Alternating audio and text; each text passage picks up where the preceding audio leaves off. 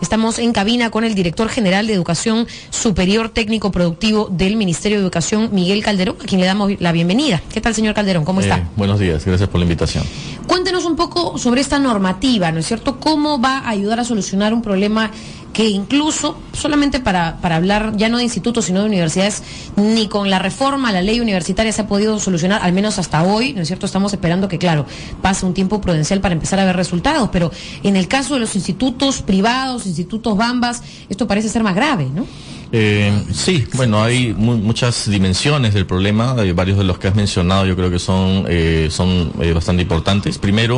Lo primero que tenemos que afirmar es que efectivamente la oferta de los institutos y de los centros educativos técnico-productivos no responden a la demanda del sector productivo. Hoy un 70%, por ejemplo, de la oferta está concentrado en carreras vinculadas a servicios y un porcentaje muy pequeño, por ejemplo, a las carreras que tienen mayor perspectiva, ¿no? Que tiene que ver, por ejemplo, con agroindustria, que tiene que ver con la misma industria, que tiene que ver con desarrollo de software, entre otras. Entonces, la reforma que está implementando el Ministerio de Educación, una de sus medidas es la ley que estamos próximamente proponiendo al Congreso de la República, apunta justamente a eso, ¿no? O sea, a mejorar la calidad y a mejorar todos los instrumentos que nos permitan, por un lado, orientar bien la oferta, por otro lado, tratar de mejorar las condiciones de infraestructura, de equipamiento de las instituciones públicas y también supervisar de manera efectiva a la oferta privada para evitar precisamente lo que podríamos llamar las estafas que pueden suceder contra jóvenes o estos institutos que pueden estar funcionando, filiales que pueden estar funcionando sin autorización. Y no solamente eso, sino también hacer que la educación superior técnica pueda ser, digamos, atractiva para el joven, ¿no? Hoy, como sabes, tenemos en las universidades casi 1 millón de personas estudiando, y en los institutos y centros 600.000. Cuando el mercado laboral, al revés, ¿no? Está demandando más técnicos que universitarios actualmente. Ahora, ahí hay varios problemas porque uno pensaría, bueno, ¿por qué no se está dando esta fiscalización si normalmente hay entidades que deberían velar porque no hayan pues institutos Bambas o no hayan institutos que estén funcionando, ¿no es cierto?, encima de restaurantes o lo que fuera? Pero se ha tenido que crear esa nueva ley. ¿En qué aporta? ¿O cuáles son las diferencias, ¿no es cierto?, al normal sistema de fiscalización que debería haber en términos de educación para universidades, institutos, colegios, etcétera, y esta específica ley que es para institutos superiores y tecnológicos y centros de educación técnicos? Sí, mira, con la actual ley existe lo que es la supervisión, solo que no es suficiente, ¿no? Tenemos que fortalecer no solamente la competencia del Ministerio de Educación, sino también de los gobiernos regionales para poder cumplir esta función. Pero yendo concretamente a la ley, hay varios aportes que son nuevos en la ley que van a permitir, por un lado, dinamizar la enseñanza y por otro lado también tener los resultados tanto de gestión como de oferta que esperamos. Primero estamos ordenando, digamos, el marco académico de los institutos. Hoy los institutos están demasiado restringidos a brindar solamente carreras de 2 o 3 años que a veces entre ellas mismas no pueden ser convalidadas y que incluso algunas carreras no son reconocidas en algunas áreas, por ejemplo por las universidades, para poder tener una continuidad. Se está proponiendo un marco académico que esté basado también en la medición mediante créditos, igual que en la educación universitaria, y planteando para la educación superior técnica grados, ¿no? El grado de bachiller técnico, que es para carreras que tienen aproximadamente 3 años de duración, y también estamos reformulando la idea de la escuela, ¿no? La escuela que puede brindar una formación que te puede llevar a un grado de bachiller equivalente al bachiller universitario y que favorecería a las personas que están en la educación superior poder acceder a ofertas de especialización, de maestrías, tanto en el Perú como en el extranjero, ¿no? O sea, queremos dinamizar, por un lado, el marco académico. Por otro lado, hay un grave problema de gestión, ¿no? Si mejoramos el marco académico, no es suficiente, tenemos que atacar el problema de la gestión.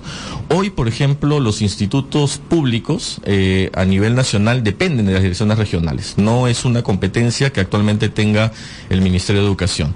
Y ya con todos los análisis que se han hecho no solamente por parte del Ministerio, sino también por instituciones de investigación y también por incluso por la misma Comisión de Educación del Congreso, se ha visto que la gestión en los gobiernos regionales no está permitiendo a los institutos tener, digamos así, las competencias o las facultades para poder vincularse más al mercado productivo, poder responder a las demandas de los jóvenes.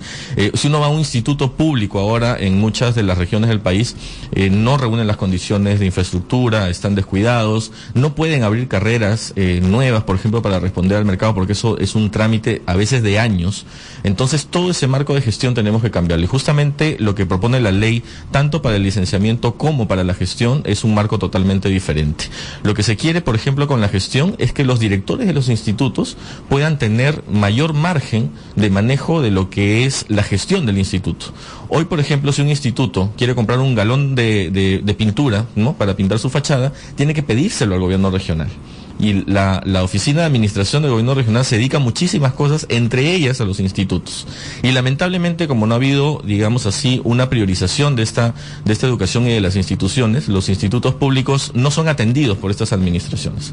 Por eso es importante cambiar esa lógica de gestión y que los directores, ¿no?, con una mayor posibilidad de competencia, puedan manejar todos estos asuntos domésticos que a veces son bastante importantes. ¿Cómo manejar también el tema del presupuesto cuando hemos visto tantas irregularidades, ¿no es cierto? El manejo de plata. Sí, efectivamente hay irregularidades, y incluso hoy, por ejemplo, encontramos muchos problemas con los recursos directamente recaudados por los institutos, porque muchos institutos brindan servicios, muchos institutos dan cursos, digamos así, adicionales que son cobrados a los usuarios, y estos recursos directamente recaudados que van a las regiones no retornan a los institutos. Entonces, no es un problema futuro, o sea, es un problema actual, y eso es justamente lo que queremos solucionar. Queremos establecer una administración moderna, una administración nacional que se encargue de apoyar a todos los institutos en todo lo que es el manejo administrativo y financiero de sus recursos.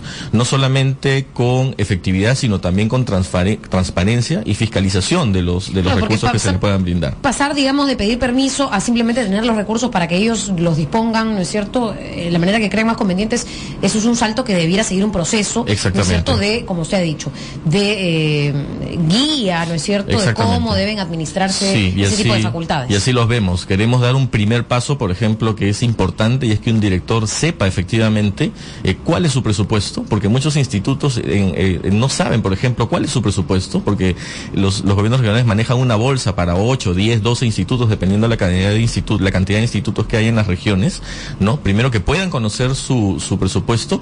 Segundo, que sepan que los recursos directamente recaudados van a regresar a su instituto, y con ello por lo menos puedan proyectar qué cosa es lo que van a financiar durante el año.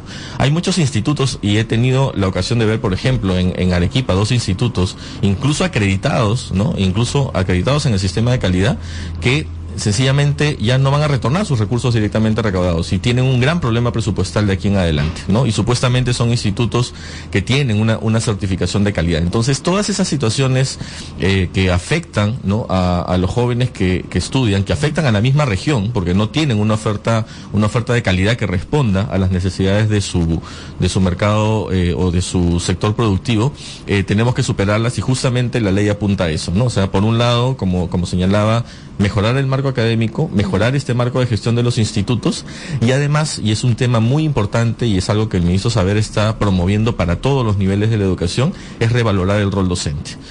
Ahí hay un problema bien grave en la educación superior, y es que, por ejemplo, los docentes de la educación superior no tienen una carrera pública, ¿no? Se derogó una ley, la ley del profesorado, hace varios años, actualmente no están categorizados, y entonces es necesario plantear una ley precisamente que promueva que los docentes puedan tener incentivos para mejorar, que promueva además que se pueda captar a los mejores técnicos y profesionales desde los sectores productivos para que enseñen en los institutos. No tenemos ese marco que pueda hacer que el profesorado actual mejore y que a futuro los mejores elementos de la industria puedan colaborar con nosotros. Ahora, eso es un tema aparte de esa ley, ¿no es cierto? Es un proceso que se tiene que seguir a la par. Forma parte de la reforma, y en la propuesta de ley que estamos proponiendo es todo integral. O sea, es un tema de marco académico, de gestión y de carrera docente. Esto se va a mandar desde el Ejecutivo hacia el Congreso. Del Ejecutivo al Congreso, y como te digo, los principales aspectos son los que he mencionado, además del licenciamiento, de la mejora del sistema de fiscalización y de supervisión obligación de establecer precisamente el rol que tenemos que cumplir como Ministerio de Educación, que es de establecer las reglas para el funcionamiento de la educación superior y supervisar de que la ley se cumpla. Ahí lo que queremos también es que otros sectores participen con el Ministerio de Educación. Te doy solamente un detalle. Actualmente tenemos como cerca de 60, 70 institutos públicos que brindan carreras vinculadas al sector salud. A nivel nacional. A nivel nacional. Y por ejemplo, nunca el Ministerio de Salud ha sido convocado por el Ministerio o ha dicho algo acerca de esas carreras o de las necesidades que hay a nivel nacional. Y no es una responsabilidad, no digo que sea una responsabilidad del Ministerio de Salud ni del Ministerio de Educación, sino que tenemos que crear ese espacio en donde el Ministerio de Salud nos diga, oiga, lo que necesitamos de la enfermera técnica o de otras carreras vinculadas a salud es esto, estas son las competencias y tenemos que brindarlo en estos institutos a nivel nacional donde hay más demanda. Lo mismo con el MINCETUR, lo mismo con el Ministerio de la Producción, lo mismo con el Ministerio de Agricultura, con quienes ya estamos conversando para que asuman también esta responsabilidad en la planificación de la oferta pública, que es tan importante.